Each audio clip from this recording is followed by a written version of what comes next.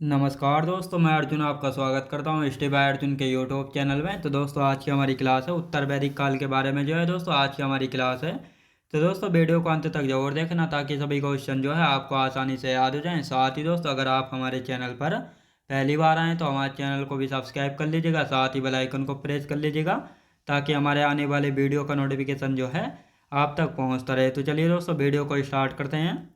यानी आज की क्लास में हम जानने वाले हैं उत्तर वैदिक काल के बारे में। तो यहाँ पे हेडिंग डालेंगे दोस्तों उत्तर वैदिक काल। उत्तर वैदिक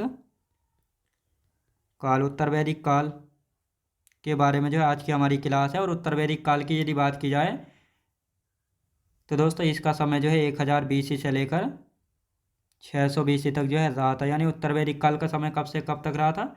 1000 BC से लेकर 600 BC तक जो उत्तर वैदिक काल का समय जो है रहा था। दोस्तों हमने कल की क्लास में हम ऋग्वेद के बारे में पढ़ रहे थे, जो कि ऋग्वेद जो है सबसे पुराना वेद है और इसमें जो है 10 मंडल थे, 1028 सूक्त हैं। और ऋचाएँ यानी मंत्रों की बात की जाए तो 10,462 ऋचाएँ यानी मंत्र थे, जिनमें से दोस्तों हम ऋग्वेद के 7वें मंडल तक जो है पढ़ चुके थे, जिसमें दशराग्य युद्ध का वर्णन बताया गया था। जिसमें दशराग्य युद्ध का जो है वर्णन था। अब आते हैं दोस्तों 8वें मंडल से। 8वां 9वां और 10वां मंडल जानेंगे और उसके बाद जो हम जानेंगे उत्तर वैदिक काल की क्लास शुरू करेंगे। तो यहाँ पे अब बात करते हैं ऋग्वेद का 8वां मंडल। तो ऋग्वेद के 8वें मंडल में जो है किसके बारे में चर्चा की गई है? ऋग्वेद के 8वें मंडल में जो है हस्तलिखित रचनाओं के बारे में वर्णन मिलता है, जिनको खिल कहा जाता है। क्या दोस्तों? यानी जो हाथ के द्वारा लिखी गई रचनाएं हैं उनको खिल जो है कहा जाता है। ऋग्वेद के 8वें मंडल से जानकारी मिलती है। ऋग्वेद के 9वें मंडल में सोम देवता के बारे में जानकारी मिलती है। और ऋग्वेद के 10वें मंडल में जो है जाति व्यवस्था यानी वर्ण व्यवस्था के बारे में जो है जानकारी मिलती है। तो इनको अच्छे से जानेंगे। अब यहाँ पे हेडिंग डाल लेते हैं ऋग्वेद का 8वां मंडल। 8वां मंडल, 8वें मंडल की यदि बात की जाए तो 8वें मंडल से किसके बारे में जानकारी मिलती है? हस्तलिखित रचनाओं के बारे में वर्णन मिलता है। हस्तलिखित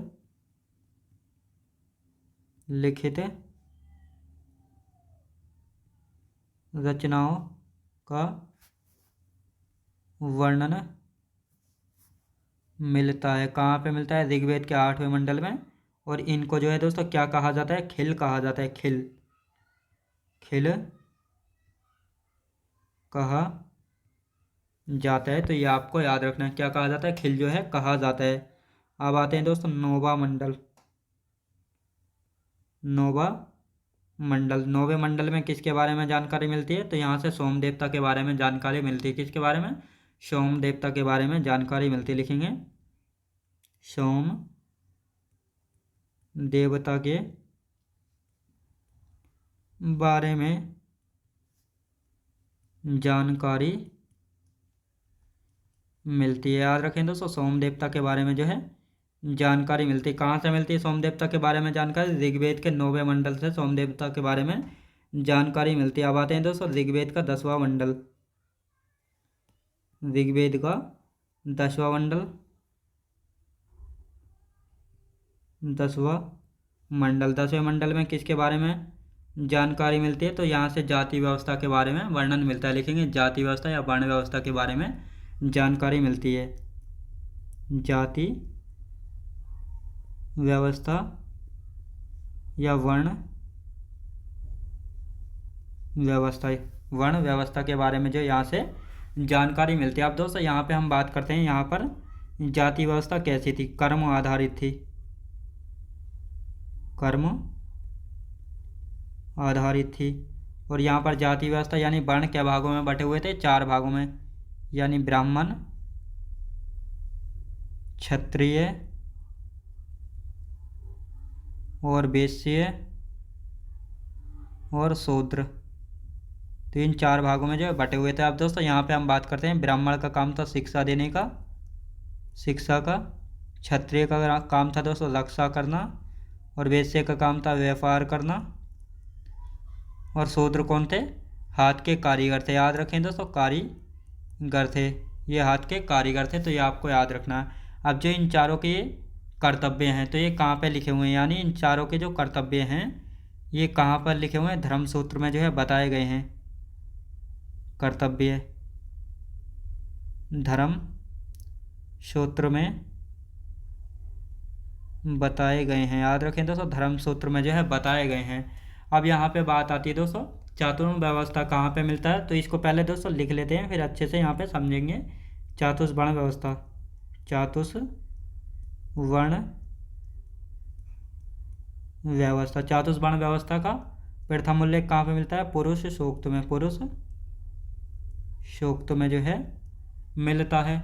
अब सबसे पहले यहाँ पे वर्ण शब्द का प्रयोग कहाँ पे मिलता है, तो ये भी कहाँ पे मिलता है इसका प्रयोग सर्वप्रथम, तो ये पुरुष सूक्त में जो है मिलता है। अब दोस्तों इसको एक बार समझ लेते हैं। यहाँ पे हम बात करते हैं ऋग्वेद के 8वें मंडल में हस्तलिखित रचनाओं का वर्णन मिलता है, जिनको क्या कहा जाता है, जिनको खिल कहा जाता है। ऋग्वेद के 9वें मंडल में सोम देवता के बारे में जानकारी मिलती है। ऋग्वेद के 10वें मंडल में जो है जाति व्यवस्था या वर्ण व्यवस्था के बारे में जो है बताया गया है। और यहाँ पर जो है जाति व्यवस्था 4 भागों में बटी हुई थी, ब्राह्मण, क्षत्रिय, वैश्य और शूद्र। जिनके काम थे, ब्राह्मण का काम था शिक्षा देना, क्षत्रिय का काम था रक्षा करना, वैश्य का काम था व्यापार करना, शूद्र हाथ के कारीगर थे और यह इनकी तीनों की सेवा करना, ये इनका काम था। और जो ये इनके कर्तव्य हैं ये कहाँ पे बताए गए हैं, धर्म सूत्र में जो है बताए गए हैं। अब दोस्तों यानी हम पढ़ रहे हैं अभी ऋग्वेदिक काल या पूर्ववेदिक काल के बारे में हम पढ़ रहे हैं। तो इस समय जाति व्यवस्था कैसी थी, कर्म आधारित थी। कर्म आधारित मतलब यहाँ पर जो ये 4 वर्ग जो है, यहाँ पर अगर वैश्य या शूद्र अगर शिक्षा देने का काम करते थे तो वह भी ब्राह्मण कहलाते थे। अगर मान लो कोई ब्राह्मण है, वह रक्षा करता है या व्यापार करता है या कारीगर का काम करता है, तो वह जो है इसी प्रकार इन भागों में जो है बढ़ जाते थे। यानी यहाँ पर जो है अपने कर्म के आधार पर जो है जाति व्यवस्था थी। लेकिन यही जाति व्यवस्था जो है उत्तर वैदिक काल में, जिसको अभी हम शुरू करने वाले हैं, जिसका समय जो है 1000 BC से लेकर 600 BC तक रहेगा, उस काल में जो है जाति व्यवस्था जो है जन्म आधारित जो है हो जाएगी। यानी अगर ब्राह्मण के घर में कोई बच्चा पैदा होता है वह ब्राह्मण कहलाएगा, क्षत्रिय के घर में पैदा होगा क्षत्रिय कहलाएगा, वैश्य के घर में पैदा होगा वैश्य कहलाएगा, और शूद्र के घर में पैदा होगा तो शूद्र कहलाएगा। जैसे आप वर्तमान समय में देखते हैं कि जाति व्यवस्था कैसे बटी हुई है, अगर ब्राह्मण के घर में कोई बच्चा पैदा होता है तो वह ब्राह्मण ही कहलाएगा। यानी वर्तमान में जाति व्यवस्था जो है कैसी है, जन्म आधारित जो है कर दी गई है। लेकिन यहाँ पर कैसी थी, यहाँ पर जो है कर्म के आधार पर थी। और ये चातुर्वर्ण व्यवस्था की यदि बात की जाए तो इसका पुरुष सूक्त में वर्णन मिलता है चातुर्वर्ण व्यवस्था का। और वर्ण शब्द का सर्वप्रथम प्रयोग कहाँ पे मिलता है, पुरुष सूक्त में जो है मिलता है। तो दोस्तों इसके बारे में बताया गया ऋग्वेद के 10वें मंडल में। सबसे ज़्यादा क्वेश्चन इसी मंडल से जो है पूछे जाते हैं। अब यहाँ पे हम बात करते हैं पुरूरवा और उर्वशी का संवाद का वर्णन कहाँ पे मिलता है। तो पुरूरवा और उर्वशी संवाद का वर्णन जो है ऋग्वेद के 10वें मंडल से जो है मिलता है, जिसमें पुरूरवा है राजा और उर्वशी है अप्सरा, स्वर्ग की अप्सरा।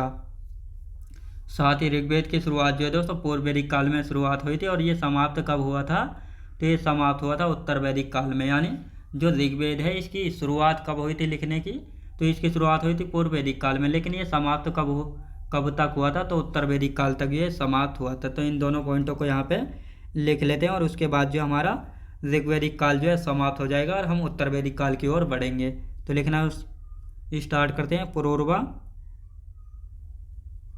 पुरूरवा और उर्वशी का संवाद का वर्ण मिलता है। कहाँ पे मिलता है, तो ये मिलता है ऋग्वेद के 10वें मंडल में। और ये पुरूरवा कौन था, ये राजा था, और उर्वशी कौन थी, अप्सरा थी, स्वर्ग की अप्सरा,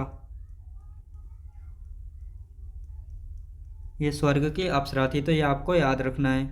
अब यहाँ पे हम बात करते हैं ऋग्वेद की शुरुआत। ऋग्वेद की शुरुआत की यदि बात की जाए तो ऋग्वेद की शुरुआत जो है पूर्व वैदिक काल में उत्तर वैदिक काल तक समाप्त हुआ था। याद रखेंगे दोस्तों, समाप्त हुआ था। ये अब आपको अच्छे से समझ आया होगा। यानी पुरूरवा और उर्वशी का संवाद का वर्णन ऋग्वेद के 10वें मंडल में, और साथ ही ऋग्वेद की जो शुरुआत हुई थी ये पूर्व वैदिक काल में हुई थी, लेकिन उत्तर वैदिक काल तक जो है ये समाप्त हुआ था। तो ये आपको याद रखना है, याद रखेंगे। अब दोस्तों यहाँ पर हम हेडिंग डाल देते हैं उत्तर वैदिक काल। उत्तर वैदिक काल की बारे में अच्छे से जो है जानेंगे, और यहाँ पे हेडिंग डाल लेते हैं उत्तर वैदिक काल। उत्तर वैदिक काल, उत्तर वैदिक काल की यदि बात की जाए तो इसका समय जो है 1000 BC से लेकर 600 BC तक जो है इसका समय रहेगा उत्तर वैदिक काल का। अब दोस्तों उत्तर वैदिक काल की यदि बात की जाए तो उत्तर वैदिक काल में जो है वेद त्रयी या त्रयी की जो है रचना हुई थी। अब वेद त्रयी में जो है कौन कौन से 3 वेद आते हैं, यानी वेद त्रयी का मतलब है जिसमें 3 वेद जो है आते हैं। अब कौन कौन से इसमें वेद आते हैं, तो पहला है ऋग्वेद। अभी मैंने आपको बताया कि ऋग्वेद की शुरुआत जो है पूर्व वैदिक काल में हुई थी, लेकिन ये समाप्त कब हुआ, कब तक हुआ था, तो उत्तर वैदिक काल तक जो है हुआ था। और फिर कौन सा, सामवेद और यजुर्वेद, याद रखेंगे दोस्तों। लेकिन वर्तमान में कितने वेद है, वर्तमान में है 4 वेद। चौथा है अथर्ववेद जो कि सबसे नया वेद है, याद रखेंगे कौन सा है जो कि सबसे नया वेद है। अब इन तीनों वेदों के बारे में एक एक करके जानेंगे। जैसे सामवेद, सबसे पहले सामवेद के बारे में जानेंगे। ऋग्वेद के बारे में हम ऑलरेडी पढ़ चुके हैं। तो सामवेद जो है दोस्तों ऋग्वेद पर आधारित वेद है। इसको संगीत का जनक कहा जाता है। क्यों, अब इसको संगीत का जनक क्यों कहा जाता है, क्योंकि यहाँ से जो है स्वरों का सर्वप्रथम, स्वर यानी कौन सी, या आपको वोवेल्स का पता होगा, स्वरों का सर्वप्रथम प्रयोग जो है, सर्वप्रथम प्रयोग सामवेद में इसका वर्णन मिलता है। जैसे सारे गमा पाधानीसा, ये सारे स्वर सबसे पहले कहाँ पर मिले थे, सामवेद में इनका वर्णन मिलता है।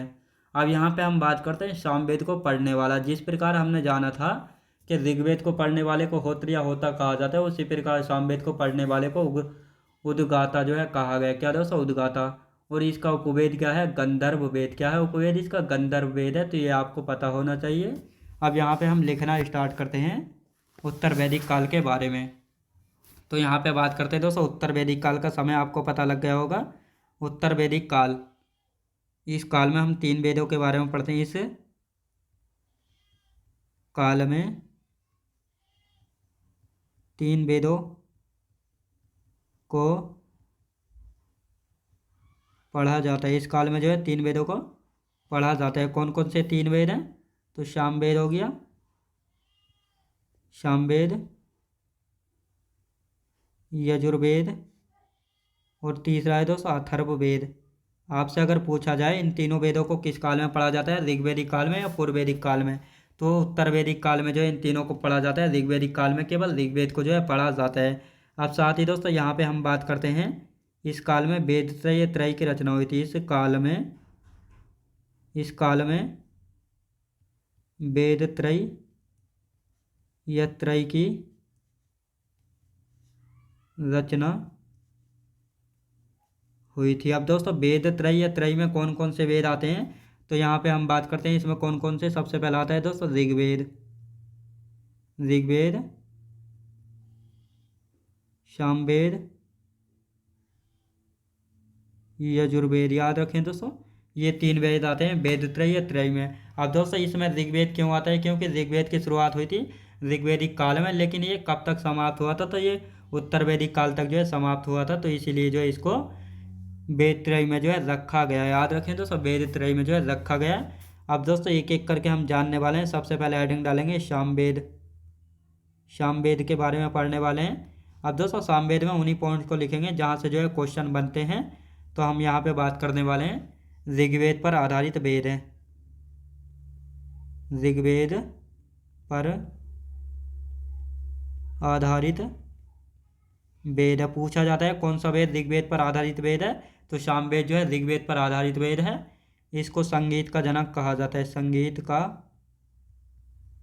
जनक कहा जाता है। इसको जो है दोस्तों संगीत का जनक कहा जाता है, क्योंकि यहाँ से स्वरों का सबसे पहले प्रयोग मिला है। प्रयोग सर्वप्रथम, यहाँ से दोस्तों सबसे पहले ये लिखेंगे स्वरों का सर्वप्रथम प्रयोग। यहाँ से इस लाइन को ठीक से लिखते हैं, स्वरों का सर्वप्रथम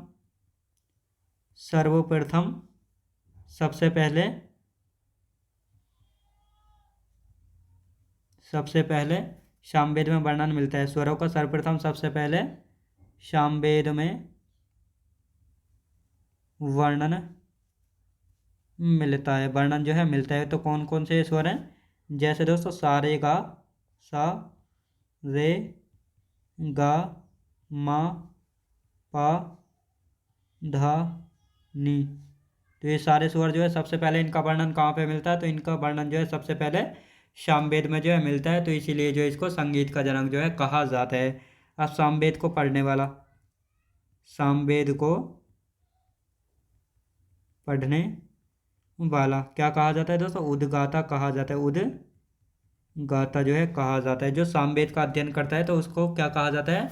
उद्गाता जो है कहा गया। उपवेद की यदि बात की जाए, उपवेद, उपवेद क्या है दोस्तों? गंधर्व वेद। मैंने अभी पिछली क्लास में आपको बताया था उपवेद क्या होता है। यानी वेद जो है बहुत ही कठिन भाषा में जो है लिखे गए थे और इनका जो सरल भाषा में रूपांतरण किया गया था, तो उसी को जो है वेद क्या क्या कहा गया दोस्तों? उसी को जो है उपवेद जो है कहा गया है।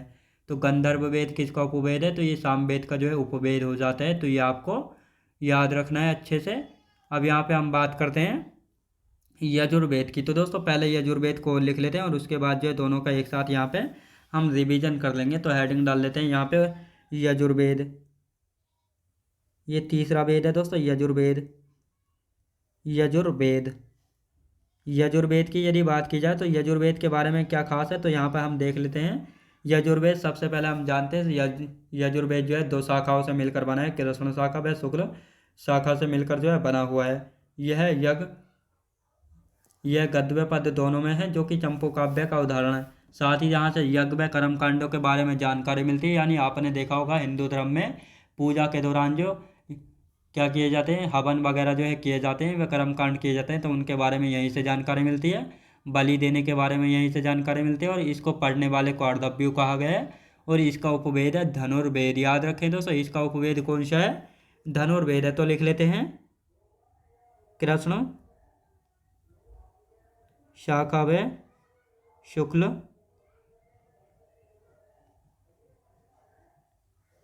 कृष्ण शाखा व शुक्ल शाखा से मिलकर बना है। और साथ ही दोस्तों गद्य व पद्य दोनों में है, गद्य व पद्य दोनों में है। याद रखें दोस्तों, दोनों में है, जो कि चंपू काव्य का उदाहरण है, जो कि चंपू काव्य का उदाहरण है। याद रखें दोस्तों, जो कि चंपू काव्य का उदाहरण है। तो ये आपको याद रखना है। बलि देने के बारे में यहीं से जानकारी मिलती है, बलि देना यहीं से जो है जानकारी मिलती है। यज्ञ व कर्म कांडों के बारे में जानकारी, यज्ञ व कर्म कांडों के बारे में जानकारी। याद रखें दोस्तों, यज्ञ व कर्म कांडों के बारे में जो है जानकारी यहीं से मिलती है। अब दोस्तों यहाँ पे आते हैं पढ़ने वाला, यानी इसको पढ़ने वाले को क्या क्या क्या कहा गया है? इसको कहा गया है दोस्तों अर्धव्यु। अर्धव्य जो है कहा गया है। क्या दोस्तों? अर्धव्य जो है कहा गया। उपवेद की यदि बात की जाए, उपवेद क्या है दोस्तों? इसका धनुर्वेद, धनुर्वेद जो है इसका उपवेद। अब इसका एक बार रिवीजन कर लेते हैं ताकि आपको अच्छे से समझ आ जाए दोनों वेद। तो दोस्तों हम यहाँ पे बात करते हैं उत्तर वैदिक काल। उत्तर वैदिक काल की यदि बात की जाए तो इसका समय जो है 1000 BC से लेकर 600 BC तक रहा था। इस काल में जो है 3 वेदों को पढ़ा जाता है। कौन कौन से 3 वेद है? सामवेद, यजुर्वेद और अथर्ववेद। तो इन तीनों वेदों को जो है किस काल में पढ़ा जाता है? उत्तर वैदिक काल में जो है पढ़ा जाता है। और साथ ही इस काल में जो है वेद त्रय त्रय की रचना हुई थी। कौन कौन से वेद आते हैं वेद त्रय त्रय में? ऋग्वेद, सामवेद और यजुर्वेद, ये तीनों वेद जो है इसमें आते हैं। अब यहाँ पे सामवेद की हम बात करते हैं। तो ऋग्वेद पर आधारित वेद है। क्वेश्चन बनता है ऐसे, कौन सा वेद जो है ऋग्वेद पर आधारित वेद है? तो कौन सा है? सामवेद। संगीत का जनक कहा जाता है इसको।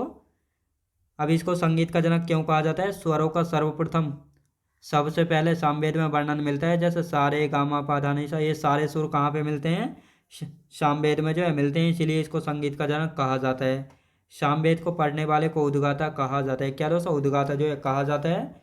और इसके उपवेद की यदि बात की जाए तो गंधर्व वेद जो है दोस्तों इसका उपवेद हो जाता है। अब आते हैं दोस्तों यजुर्वेद। यजुर्वेद की यदि बात की जाए तो दोस्तों यह वेद जो है 2 शाखाओं से मिलकर बना है, कृष्ण शाखा और शुक्ल शाखा दोनों शाखाओं से मिलकर बना है। गद्य व पद्य दोनों में है, जो कि चंपू काव्य का उदाहरण है। यानी कौन सा वेद जो है चंपू काव्य का उदाहरण है? तो आपको पता होना चाहिए यजुर्वेद है। और कौन सा वेद 2 शाखाओं से मिलकर बना है? तो यजुर्वेद है, कृष्ण शाखा और शुक्ल शाखा से मिलकर बना है। बलि देना, यज्ञ व कर्म कांडों के बारे में जानकारी कहाँ से मिलती है? तो किस वेद से मिलती है? यजुर्वेद से जो है बलि देना व कर्म कांडों के बारे में, यज्ञ व हवन के बारे में कहाँ से जानकारी मिलती है? तो ये मिलती है दोस्तों, यजुर्वेद से जो है मिलती है। इसको पढ़ने वाले को क्या कहा गया? अर्धव्यु कहा गया, यानी जो इसको पढ़ने वाला होता है इसको अर्धव्यु कहा जाता है। और इसका उपवेद की यदि बात की जाए तो धनुर्वेद। याद रखें दोस्तों, धनुर्वेद जो है किसका उपवेद है? धनुर्वेद किसका उपवेद है? तो ये आपको पता होना चाहिए। ये आयुर्वेद का, किसका? यजुर्वेद का उपवेद है धनुर्वेद। अब आते हैं दोस्तों, चौथा वेद आता है हमारा, ये आपको पता होना चाहिए। चौथा वेद कौन सा है? अथर्व वेद है, जो कि सबसे नया वेद है, सबसे लोकप्रिय वेद है, और साथ ही इसको ब्रह्म वेद के नाम से भी जो है जाना जाता है। तो हेडिंग डाल लेते हैं दोस्तों, अथर्व वेद। अथर्व वेद, अथर्व वेद की यदि बात की जाए, अथर्व वेद, अथर्व वेद के बारे में क्या खास है दोस्तों? सबसे लोकप्रिय वेद है, सबसे नया वेद है, और साथ ही इसको ब्रह्म वेद के नाम से भी जाना जाता है। लिखेंगे सबसे नया वेद है, यानी सबसे नया वेद है, सबसे लोकप्रिय है, सबसे लोकप्रिय वेद है, और साथ ही ब्रह्म वेद इसको कहा जाता है। क्या दोस्तों? इसको ब्रह्म वेद भी जो है कहा जाता है। अब यहाँ से किसके बारे में जानकारी मिलती है? कन्या जन्म पर निंदा की गई है यहाँ पर दोस्तों। साथ ही जादू टोना भूत पिशाच वशीकरण कृषि को प्रभावित करने वाले कीट एवं औषधि के बारे में जानकारी मिलती है। तो लिखेंगे जादू टोना, जादू टोना भूत पिशाच, भूत पिशाच वशीकरण कृषि को प्रभावित करने वाले कीट, कृषि को प्रभावित करने वाले कीट एवं औषधि के बारे में जानकारी मिलती है। याद रखें दोस्तों, एवं औषधि के बारे में जो यहाँ से जानकारी मिलती है, तो ये आपको याद रखना है। साथ ही दोस्तों, कन्या जन्म पर निंदा, कन्या जन्म पर निंदा की गई है किस वेद में? अथर्व वेद में। इसको पढ़ने वाले को क्या कहा गया है? पढ़ने वाला, इसको पढ़ने वाला ब्रह्मा। याद रखें दोस्तों, ब्रह्मा कहा गया है अथर्ववेद को पढ़ने वाले को। अब इसके उपवेद की यदि बात की जाए, उपवेद क्या है दोस्तों? इसका उपवेद है शिल्प वेद। याद रखें दोस्तों, शिल्प वेद जो है इसका उपवेद है। लेकिन सुश्रुत के अनुसार, यहाँ पे लिखेंगे सुश्रुत के अनुसार उपवेद क्या है? उपवेद तो आयुर्वेद है। याद रखें दोस्तों, आयुर्वेद अथर्ववेद का उपवेद है, तो ये आपको याद रखना है। अथर्ववेद का उपवेद है, तो ये आपको याद रखना है। सुश्रुत के अनुसार पूछा जाए तो ये हो जाता है। अब दोस्तों, यहाँ पे हम बात करते हैं अथर्ववेद में जो है सभा एवं समैति को जो है प्रजापति की दो पुत्रियां जो है कहा गया। तो इस लाइन को भी लिख लेते हैं, पूछा जाता है ये क्वेश्चन भी। अथर्ववेद में, अथर्ववेद में सभा और समैति को, सभा और सभा और समैति को, अथर्ववेद में जो है सभा और समैति को प्रजापति की दो पुत्रियां कहा गया है। याद रखें दोस्तों, कहा गया है, तो ये आपको याद रखना है। अब दोस्तों, इसका एक बार हम रिवीजन कर देते हैं अच्छे से। अथर्ववेद, अथर्ववेद की यदि बात की जाए तो ये सबसे नया वेद है, सबसे लोकप्रिय वेद है, और इसको जो है ब्रह्म वेद के नाम से भी जाना जाता है। यहाँ से जादू टोना भूत पिशाच, भूत पिशाच, भूत पिशाच वशीकरण कृषि को प्रभावित करने वाले कीट एवं औषधि के बारे में जानकारी मिलती है। तो कहाँ से जानकारी मिलती है? तो ये अथर्ववेद से जानकारी मिलती है। कन्या जन्म पर निंदा, यानी किस वेद में जो है कन्या जन्म पर निंदा की गई है? कन्या जन्म पर निंदा की गई अथर्ववेद में। इसको पढ़ने वाले को ब्रह्मा कहा गया है। इसका उपवेद है शिल्प वेद। लेकिन सुश्रुत के अनुसार पूछा जाए अथर्ववेद का उपवेद क्या है, तो अथर्ववेद का उपवेद है आयुर्वेद। याद रखें दोस्तों, आयुर्वेद जो है अथर्ववेद का उपवेद है, किसके अनुसार? श्वेतस्रोत के अनुसार। तो ये आपको याद रखना है। अब दोस्तों यहाँ पे बात आती है अथर्ववेद। अथर्ववेद में जो है सभा और समिति को प्रजापति की दो पुत्रियां जो है कहा गया। तो ये भी क्वेश्चन बना है कि सभा और समिति को जो है प्रजापति की दो पुत्रियां किस वेद में कहा गया है? तो ये अथर्ववेद में कहा गया है। किस वेद में दोस्तों? अथर्ववेद में जो है कहा गया है। तो ये आपको याद रखना है। अब यहाँ पे आते हैं दोस्तों ब्राह्मण ग्रंथ। तो ब्राह्मण ग्रंथ देख लेते हैं कि किस वेद का जो है कौन सा ब्राह्मण ग्रंथ है। जैसे ब्राह्मण ग्रंथ होता क्या, पहले इसको समझे। ब्राह्मण ग्रंथ यानी वेदों का सरल भाषा में रूपांतरण करना ही ब्राह्मण ग्रंथ कहलाता है। साथ ही दोस्तों इसको वेदों की टीका, यानी जो ब्राह्मण ग्रंथ है इनको वेदों की टीका भी कहा जाता है। दोस्तों इनको वेदों की टीका क्यों कहा जाता है? यानी टीका का अर्थ होता है किसी का सरल भाषा में विस्तार या व्याख्या करना। क्या कहलाता है? टीका कहलाता है। तो इसको ब्राह्मण ग्रंथ को वेदों की टीका भी जो है कहा जाता है। तो ये भी आपको याद रखना है। यहाँ पे अब हेडिंग डाल लेते हैं दोस्तों, ब्राह्मण ग्रंथ। ब्राह्मण ग्रंथ। तो यहाँ पे ब्राह्मण ग्रंथ जो है हेडिंग डाल लेते हैं हम। ब्राह्मण ग्रंथ होते क्या है? वेदों का सरल भाषा में रूपांतरण करना। वेदों का सरल भाषा में रूपांतरण करना। याद रखें दोस्तों, रूपांतरण करना। और साथ ही इनको वेदों की टीका भी कहा जाता है। क्या कहा जाता है? वेदों की टीका कहा जाता है, जिसमें टीका का अर्थ है किसी का सरल भाषा में रूपांतरण या व्याख्या करना। किसी का सरल भाषा में विस्तार या व्याख्या करना। विस्तार या व्याख्या